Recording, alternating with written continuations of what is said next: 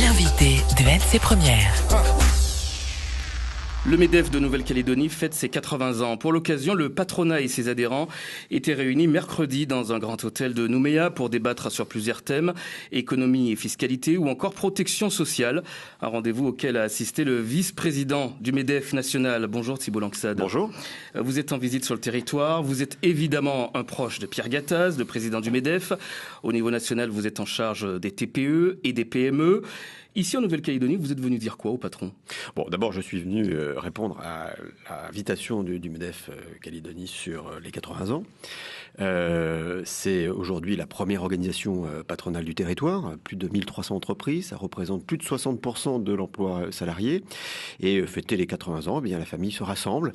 Et donc, il était tout naturel que je sois là pour venir souffler les bougies de ce merveilleux anniversaire. Vous n'êtes pas juste venu pour un anniversaire, vous êtes aussi venu porter un message. Il y a un message qui est de prendre en compte la problématique de la Nouvelle-Calédonie dans le cadre des élections présidentielles et de faire en sorte que l'ensemble des propositions que le MEDEF a fait, plus de 14, puissent être relayées auprès des candidats qui aujourd'hui sont en train de débattre. Et donc le MEDEF national accompagne l'ensemble des territoires et également des départements dans le cadre d'un livre qui s'appelle France Bleu 2020 pour porter justement les mesures et relayer ce que souhaitent les territoires d'outre-mer. Et parmi ces mesures, il y a la CAFAT, les problèmes liés à la CAFAT. Ce rendez-vous avec les patrons a été l'occasion d'en discuter. L'organisme, on le sait, connaît de sérieuses difficultés.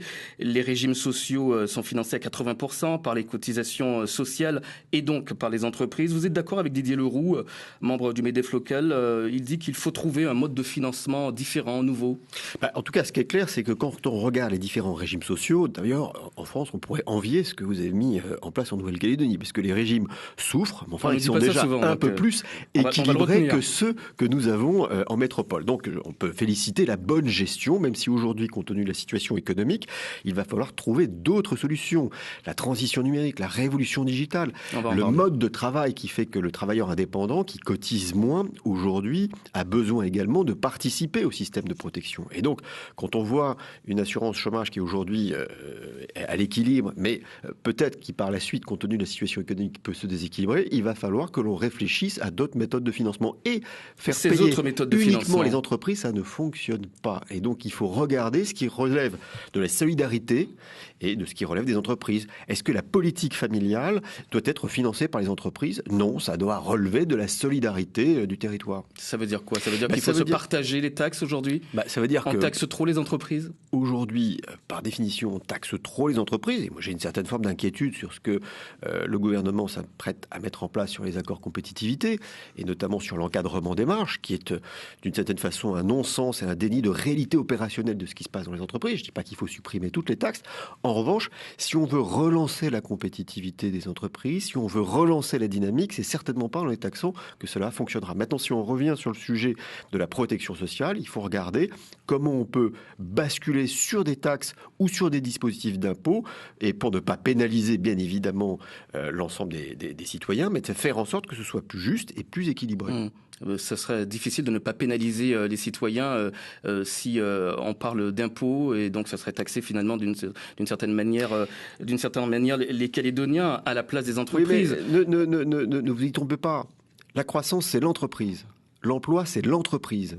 Et donc, c'est certainement pas en essayant d'appauvrir le riche que l'on va enrichir le pauvre. Ça, c'est un raisonnement, c'est des dogmatiques. Parfois, certains politiques ont envie d'utiliser parce que ça passe bien, mais c'est pas comme ça que ça fonctionne. Les emplois, ils sont créés par les entrepreneurs. Et la croissance, ce sont les entrepreneurs. Et donc, il faut faire en sorte que les entreprises puissent se développer. Et les entreprises payent des taxes, doivent contribuer à l'effort et à la construction. Mais faisons attention de ne pas toucher le moteur névralgique qui est la compétitivité des entreprises. On a compris, une partie de l'assurance maladie doit être financée par l'impôt. C'est en tout cas ce que dit le MEDEF local. C'est ce que vous nous dites encore ce matin. Les entreprises ne pourront plus supporter. Sinon, il y aura licenciement. Pourquoi mettre en avant encore cette menace de licenciement ? Mais c'est pas une menace, c'est une réalité. Vous savez, l'emploi, il se décrète pas. Mais quand la situation économique ne va pas bien, la responsabilité du chef d'entreprise est de sécuriser son entreprise. Et parfois, c'est toujours la même chose. Attention, on ne taxe pas les entreprises, sinon on licencie. Mais le problème, c'est que si jamais vous êtes déséquilibré, une des variables d'ajustement, je ne dis pas que c'est la seule, une des variables d'ajustement pour faire en sorte que votre entreprise puisse perdurer, c'est parfois de toucher à la masse salariale. Mais c'est aussi réduire les investissements. C'est aussi restreindre son marché compte tenu du fait qu'on n'a pas la capacité d'aller pouvoir se battre avec des pays compte tenu du fait qu'on n'est pas compétitif. Donc ça, une incidence qui est globale, mais la première incidence qui peut intéresser, on va dire, le travailleur, c'est que ça peut toucher, bien évidemment, à l'emploi. Et vous savez, c'est pas de gaieté de cœur. Un chef d'entreprise, il a plutôt envie d'embaucher que de restreindre sa masse salariale. En revanche, à partir du moment où le moteur de la compétitivité est atteint, il peut y avoir des répercussions sur la masse salariale. Le moteur de la compétitivité est atteint. Aujourd'hui, on parle beaucoup de compétitivité en Nouvelle-Calédonie. Cette nouvelle loi sur la compétitivité pour réguler les prix, pour redonner du pouvoir d'achat aux salariés.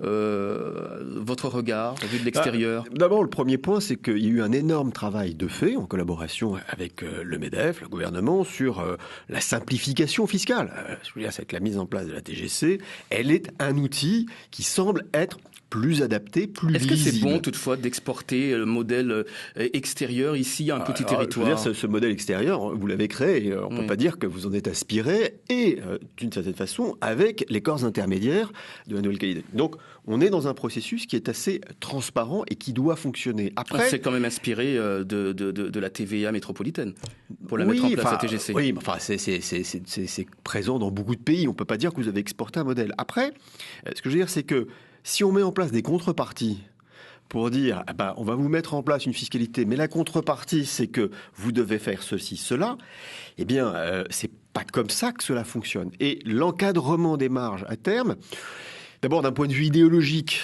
ça semble dire qu'on va taxer les profits, parce qu'on considère que ça doit fonctionner de cette façon-là. Et l'autre point, c'est que on met les entreprises dans une situation qui n'est pas dans une situation de confiance. Et ça pourrait réfréner les entreprises. Donc, je pense qu'il y a encore un énorme travail à faire sur l'encadrement des marges pour que ce ne soit pas un dispositif coercitif.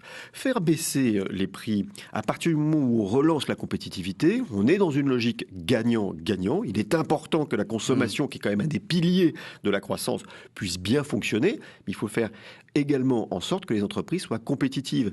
Et je peux pas. Il faut faire en sorte que les entreprises soient compétitives. Thibault Langsad, je vous arrête. On se retrouve dans un instant à partir de 7h10. Voilà, avec vos questions, mesdames et messieurs, vos commentaires.